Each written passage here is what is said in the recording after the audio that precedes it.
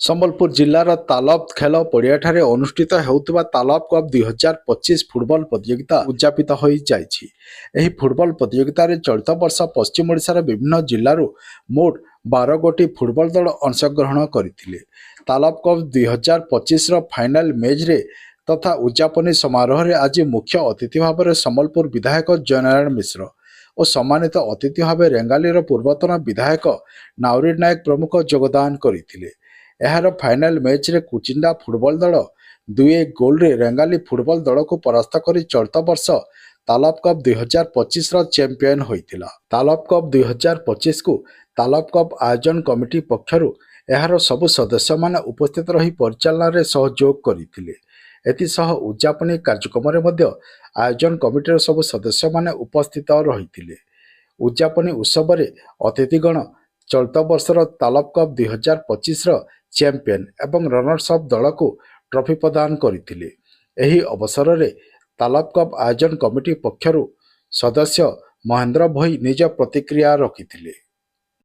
महेंद्र कुमार भोई इटा आमर 16 तारिख रु 21 तारिख तक चली 12टा टीम के नेगिरी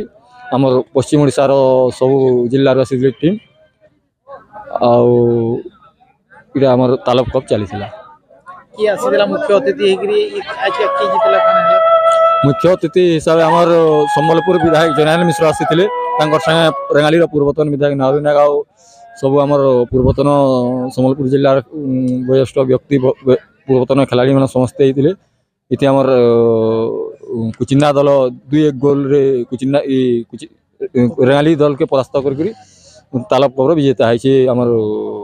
कुचिन्ना दल आमर सम्बलपुर विधायक यहाँ कहीकि गले जे आमर ये पाखर पाखर अंचल रे इंदा 45 मिनिटिया टूर्नामेंट जेन प्लेयर के इनु टिके भल खेलबा ताके आमर सम्बलपुर फुटबॉल एकाडेमी रे ट्रेनिंग देकरी से केंदे राज्य जिला आमर भारत स्तर रे खेलाबार से योजना रही है आम दिन थिला जे 1 डे 2 डे टूर्नामेंट करथनो से निजे बंद कराले 1 डे 2 डे के 45-90 मिनिट टूर्नामेंट स्टार्ट कराले से खेल के नहीं ई वर्ष टिके आमर कमिटी रो किसी असुविधा थिबार टिके गुटे हफ्ता बढ़ी गला से लगी आमर जनवरी 5 रु 12 हबार कथा 16 रु 21 कनु आई खेल के नहीं आमर अंचल रे बहुत उत्साहित अछि।